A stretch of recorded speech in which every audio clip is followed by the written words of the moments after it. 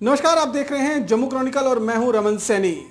आज देश की वित्त मंत्री ने साल 2022-2023 को नज़र में रखते हुए संसद भवन के अंदर अपना बजट पेश किया और बजट को लेकर हर साल आम से लेकर खास सभी को कुछ ना कुछ उम्मीदें रहती हैं।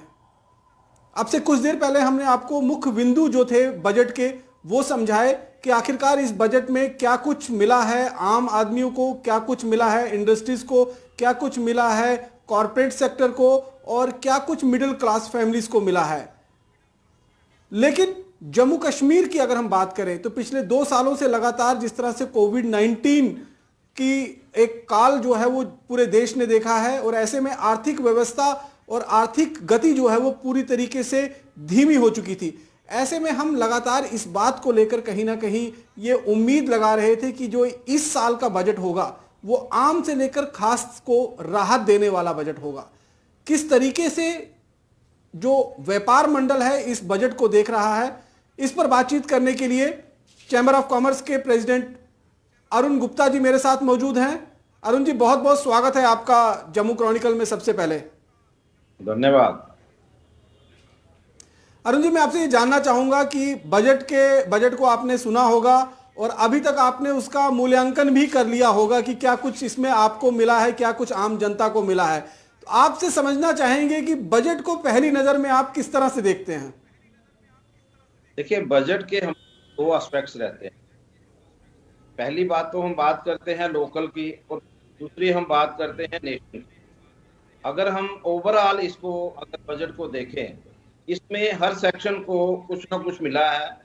अगर हम डिफेंस की बात करें तो उसका बजट बढ़ाया गया है, बहुत अच्छी बात है। अगर हम एग्रीकल्चर की बात करते हैं तो उस पर भी फोकस पूरा किया गया है। अगर हम करें जो स्टार्टअप्स हैं उनका इंसेंटिव जो है जिस तरह से 2023 तक जो है उसको बढ़ा दिया गया है, तो मैं समझता हूँ ये भी एक बहुत अच्छा कदम जो है वो हुआ है। 80 लाख लोगों को घर मिलने चाहिए, इसकी चिंता जो है इस बजट में की गई है। तो मैं समझता हूँ कि भाई हर व्यक्ति के पास घर होना चाहिए, इसमें दो राय हो ही नहीं सकती। हर घर में जल पहुंचना चाहिए, इसमें दो राय हो ही नहीं सकती। और इंफ्रास्ट्रक्चर जो है, जहां तक मैं बात करता हूं, जैसे 25,000 किलोमीटर तक का इन्होंने एक जो सड़क डेवलप करने की बात की है इस बजट में, तो ये एक बहुत बड़े अच्छे स्टेप हैं और नेशन वाइज स्टेप्स हैं जिन लोगों को जिनका फायदा जो है हर व्यक्ति को होने वाला है और उसमें जम्मू कश्मीर को भी वो फायदा जो है वो मिलेगा। लेकिन जहां तक हम बात करते हैं बिजनेस कम्युनिटी की, क्योंकि हम लोग जो है, क्योंकि मैं रिप्रेजेंट करता हूं ट्रेड और इंडस्ट्री को, तो उसमें हमें काफी निराशा जो है वो मिली है। आज की डेट में हम लोग जो है ये फील कर रहे थे कि पिछले 2 साल से जिस तरह से एक कोविड का पीरियड रहा और उस दौरान में बहुत सारे हमारे ट्रेड जो हैं और काफी नुकसान में रहे। जैसे हम बात करें टूरिज्म की, और टूरिज्म में स्पेशली हम बात करें, ट्रांसपोर्ट की बात करें, होटल इंडस्ट्री की बात करें, इंडस्ट्रीज जो हैं, बहुत सारी इंडस्ट्रीज जो हैं इस पीरियड में बंद हो गई, उसकी चिंता करने की बात थी। और मैंने अपनी तरफ से एक रिक्वेस्ट जो है एमओएस फाइनेंस यहाँ पर आए थे, मैंने अपनी तरफ से एक रिक्वेस्ट उनको दी थी कि कोई पीएसयू यूनिट यहाँ पर लगे, जिसकी बदौलत यहाँ पर जो बंद पड़ी इंडस्ट्रीज हैं, जो छोटी छोटी इंडस्ट्रीज जो हैं, जिनका रिवाइवल जो है वो सिर्फ और सिर्फ पीएसयू यूनिट कर सकते हैं। तो एक जरूरत थी यहाँ पर इस तरह का कोई यूनिट दिया जाता। लेकिन कोविड के पीरियड में जिस तरह से बिजनेस लॉसेस हुए हैं, उसकी चिंता जो है इस बजट में कहीं दिखाई नहीं दी। जिस तरह से मैं ये कहूंगा कि पिछले 2 साल से और कोविड की वजह से बिजनेस ने बहुत लॉसेस लिए हैं, और उसमें होटल भी आते हैं, उसमें ट्रांसपोर्ट भी आता है, उसमें इंडस्ट्री भी आती है, और उसमें जो लोकल ट्रेड्स हैं, आप देखिए जो लोग देखिए जीएसटी कलेक्शन जो है 1,40,000 करोड़ तक पहुंचा है। तो जहां जिन लोगों का उसमें कंट्रीब्यूशन है उन लोगों के लिए कुछ नहीं रखा इस बजट में। अभी कि मैं ये कहूंगा कि आईटीआर में इन्होंने जैसे एक करेक्शन के लिए 2 साल का एक पीरियड रखा है, अगर किसी से गलती हुई है तो उसको करेक्ट किया जा सकता है। लेकिन अगर हम टोटल देखें, जिस तरह से हम सोच रहे थे कि इन्फ्लेशन जो है बहुत ज्यादा बढ़ी है, टैक्स स्लैब जो है वो बढ़ना चाहिए था, वो नहीं बढ़ पाया है। बिल्कुल। तो उन सारी चीजों को देखते हुए हमें लगता है कि कहीं ना कहीं बिजनेस कम्युनिटी को इस बजट में इग्नोर किया गया है। उनके लिए इस बजट में कुछ नहीं है। अरुण जी, आपने कहा कि इग्नोर किया गया है बिजनेस कम्युनिटी को। क्या कुछ उम्मीदें थी बिजनेस कम्युनिटी की इस बजट से? देखिए, मैं तो पहले ही कह रहा हूं कि एक तो सबसे बड़ी बात यह है कि इस कोविड के पीरियड में अगर सबसे वर्स्ट अफेक्टेड कोई लोग थे तो वो बिजनेस कम्युनिटी के लोग थे। और वो लोग जो हैं उनके लिए ना कोई इंसेंटिव है, ना उन लोगों के लिए कोई पैकेज है। और जिस तरह से हर व्यक्ति यही सोच रहा था कि इन्फ्लेशन रेट बढ़ा है, कोई स्लैब जो है, जो इनकम टैक्स स्लैब है वो भी बढ़ने की उम्मीद कर रहे थे हर कोई, उसमें भी उनको कोई राहत जो है वो नहीं मिल पाई है। तो मैं समझता हूं कि भाई ये सारी चीजें जो हैं कहीं ना कहीं बिजनेसमैन को इग्नोर करके ही हुई हैं। अगर बिजनेसमैन जो है, कलेक्शन जो है, जीएसटी कलेक्टर कौन है? अगर जीएसटी को अगर हम देखते हैं कि 1,40,000 करोड़ रुपया जो है जीएसटी की कलेक्शन हुई है, तो उसमें सबसे ज्यादा जो है वो व्यापारी है। व्यापारी ही उसको जीएसटी को कलेक्ट करके वो गवर्नमेंट के हवाले करता है। तो मुझे लगता है कि हम लोग जो सोच रहे थे कि इसमें कहीं ना कहीं इन लोगों की तरफ से कोई रिलैक्सेशन जो है वो मिलेगी, वो नहीं मिल पाई। उसके लिए हमें निराशा है। नहीं, तो आप अगर चाह रहे थे कि इसमें रिलैक्सेशन मिलनी चाहिए तो कितनी रिलैक्सेशन आप चाहते थे, जो आप लोगों को उम्मीद थी कि ये रिलैक्सेशन हमें मिलेगी जिससे हम लोगों को फायदा होगा? देखिए, बात यह है कि जब मिली ही नहीं, अगर मिलती तो हम बात करते। हम बात तो तब करें कि अगर इनकी तरफ से कोई इस तरह का प्रोविजनिंग होती। जब है ही नहीं तो हम क्या इसको सपोज करके चलेंगे? वो तो सीधी बात यह है कि हमारी तरफ ये था कि कुछ ना कुछ रिलैक्सेशन जो है वो गवर्नमेंट बिजनेसमैन को जरूर दे, क्योंकि अल्टीमेट जीएसटी कलेक्टर कौन है? बिजनेसमैन है। तो मुझे लगता है कि कहीं चूक हुई है, इसको दुरुस्त करने की जरूरत है। और आने वाले दिनों में हमारा जो जो यहाँ लोकल ड्यूटी का हमारा बजट आएगा, और मैं उम्मीद करता हूँ कि यहाँ की गवर्नमेंट जो है बिजनेस कम्युनिटी के लिए कुछ ना कुछ जो है रिलैक्सेशन जो जरूर देगी, कोई पैकेज जो है। क्योंकि अल्टीमेटली लॉसेस जो हैं वो सिर्फ बिजनेस कम्युनिटी ने ही लिए हैं और किसी ने नहीं लिए। तो मुझे लगता है कि उसमें जरूरत है कि भाई इनको कुछ ना कुछ रिलैक्सेशन मिले। उसकी चिंता करना गवर्नमेंट का काम है और वो जरूर करनी चाहिए। एक और बात है जो जिस पर लेकर बजट में सबको लेकर कहीं ना कहीं नजर बनी होती है, वो आपने जिस तरह से बताया भी कि इनकम टैक्स स्लैब को लेकर कोई बदलाव नहीं आया है। लेकिन अब इनकम टैक्स स्लैब से व्यापारी से लेकर सर्विसमैन तक जितने भी हैं, जो सर्विस होल्डर्स हैं, वो भी इस पर नजरें बनाए रखते हैं। और पिछले 2 सालों से लगातार इनकम टैक्स स्लैब में कोई बदलाव ना होना, ये भी कहीं ना कहीं एक मायूसी है मिडिल क्लास फैमिलीज के बीच में। जी बिल्कुल है। मैं तो उनकी भी बात करूंगा कि उनमें भी मायूसी होनी चाहिए। अभी की चलिए, उसका तो कहीं ना कहीं पे स्केल जो है वो चेंज होता रहता है, लेकिन फिर भी जो रिलैक्सेशन है उसके लिए तो हर कोई जो है वो, मतलब जब भी कभी बजट आता है तो उसका ध्यान इसी तरफ होता है कि कहीं ना कहीं हमें रिलैक्सेशन मिलेगी। लेकिन बिजनेसमैन को क्या मिल रहा है? बिजनेसमैन जो है, अल्टीमेटली बिजनेसमैन जो है जीएसटी कलेक्ट करके और इनकम टैक्स भी पे करता है।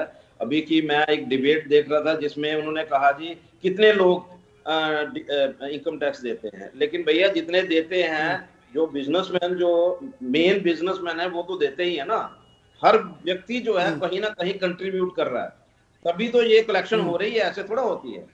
तो मुझे नहीं लगता कि ऐसी कोई चीज इनको डिबेट में कहनी चाहिए। लेकिन मैं अपनी तरफ से यही चाहूंगा कि जो हम लोग, जो हमारी सोच थी कि बिजनेसमैन को कहीं ना कहीं सपोर्ट मिलेगी इस कोविड के पीरियड में, जितने उन्होंने लॉसेस लिए हैं, बैंकों के इंटरेस्ट पे किए हैं, बैंकों में कई लोगों के खाते जो हैं एनपीए हो गए हैं, तो उन लोगों को कहीं ना कहीं राहत मिलने की जो उम्मीद लगा करके हम लोग चल रहे थे, उसमें हमें निराशा ही मिली। तो अगर हम मोटे तौर पर अगर देखें तो कि जिस तरह से निर्मला सीतारमण ने शुरुआती अपने भाषण के दौरान में कहा कि 25 साल को एक टारगेट बनाते हुए हमने इस बजट को ये पेश करने जा रहे हैं, तो उनके इस बयान को आप किस तरह से देखते हैं? क्या ये बजट आने वाले 25 साल के टारगेट को फुलफिल करता है? देखिए, मैं उनके इस बयान को मैं कमेंट नहीं करना चाहता, क्योंकि व्यक्ति की गति जो है कब रुक जाएगी किसी को पता नहीं होता। तो हमारी सोच ये रहनी चाहिए कि आज जो है कम से कम जो लोग इस समय परेशान हैं, हम उनको कैसे रिलैक्स कर सकते, कैसे उन लोगों को ऐसी कोई उनके लिए हम पैकेज दे सकते हैं ताकि वो अपने लॉसेस जो हैं किस तरह से कवर कर सकें। आने वाले समय में 25 साल में क्या होगा क्या नहीं होगा, देखिए पिछले 25 साल पीछे चले जाएं तो डेवलपमेंट जो हुई उस समय कम होती थी, क्योंकि उस समय लोगों के पास जितने सोर्सेज होते थे उसी के मुताबिक काम होते थे। आने वाले दिनों में क्या रिसोर्सेज होंगे किसी को कोई पता नहीं। मैं आज की बात करता हूँ, आज जो है हमारा बिजनेसमैन जो है वो निराश हुआ है, और मैं समझता हूँ कि अब अभी की ओवरऑल अगर हम देखें तो उन्होंने हर सेक्टर को टच किया है, लेकिन बिजनेसमैन के लिए भी कहीं ना कहीं इन लोगों को राहत मिलनी चाहिए थी, जो नहीं मिल पाई इस बजट में, उसके लिए हम निराशा है। इस बजट को आप जम्मू कश्मीर के परिप्रेक्ष्य में अगर देखें तो किस तरह से देखते हैं आप? देखिए, बजट जो है, बजट से पहले भी बहुत सारी ऐसी चीजें हैं जो जम्मू कश्मीर को मिली हैं, लेकिन मैं उन चीजों को इस नजरिए से देखूंगा कि उसकी इम्प्लीमेंटेशन कैसे होगी और कब होगी, अभी तक किसी को पता नहीं है। जैसे कि मैंने कहा कि यहाँ पर ये हमारा जम्मू कश्मीर जो है वो टेल एंड पे है, और हमारी पोजीशन ये है कि बहुत सारी इंडस्ट्रीज जो हैं वो आज की डेट में बंद हो गई हैं ड्यू टू सम रीजन। तो हमारा मानना ये था कि अगर गवर्नमेंट इतना चिंता कर रही है, 28,400 करोड़ रुपए का प्रधानमंत्री जी ने हमें पैकेज दिया है इंडस्ट्री का, उसकी भी अभी चिंता चल रही है, उसमें भी बहुत सारी ऐसी चीजें हैं जो हर्डल्स हैं उनको खत्म करने की जरूरत है, और वो अलजी साहब कर ही रहे हैं। लेकिन मैं ये जरूर कहना चाहूंगा कि पिछले 2 साल का जो पीरियड रहा है जिसमें लोगों ने बहुत लॉसेस लिए, मैं सिर्फ जम्मू कश्मीर की बात नहीं करूंगा, ओवरऑल अगर आप बात करेंगे तो बिजनेसमैन ने ही लॉस लिए। लेकिन क्योंकि यहाँ पर जो है, क्योंकि यहाँ पर टूरिस्ट प्लेस है, पिलग्रिम टूरिस्ट आता था, दूसरा टूरिस्ट आता था, जिसकी वजह से लॉसेस जो है हम दूसरे एंगल से देखते हैं। लेकिन मैं ये जरूर कहना चाहूंगा कि बिजनेसमैन जो है उसके ऊपर कहीं ना कहीं की निगाहें जरूर रहनी चाहिए उन लोगों के लिए भी, क्योंकि अगर हम लोग हर एक सेक्टर को टच करने की बात करते हैं तो उसमें बिजनेसमैन भी कहीं ना कहीं स्टैंड करता है, और मुझे लगता है कि हो सकता है कि कहीं उनको ध्यान आए और उसके बाद इस बजट के डिबेट में ही कहीं बिजनेसमैन के लिए कोई रिलैक्सेशन जो है वो पार्ट जो जरूर है। अरुण जी, अंत में आपसे पूछूंगा, अगर बजट को ओवरऑल आपने जिस तरह से मूल्यांकन किया तो 10 में से अगर नंबर देना चाहेंगे तो कितने नंबर देंगे आप?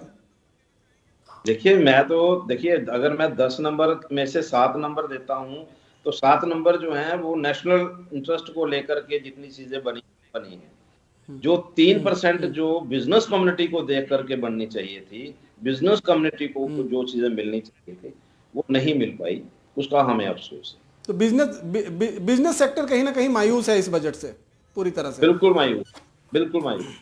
बहुत बहुत शुक्रिया सर हमसे जुड़ने के लिए और बजट पर इस चर्चा को लेकर।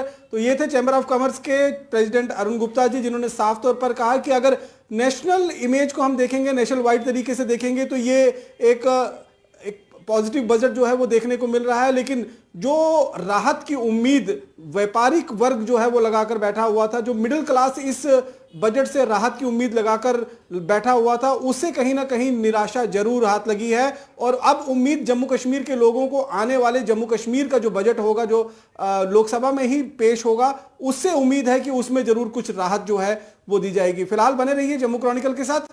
नमस्कार।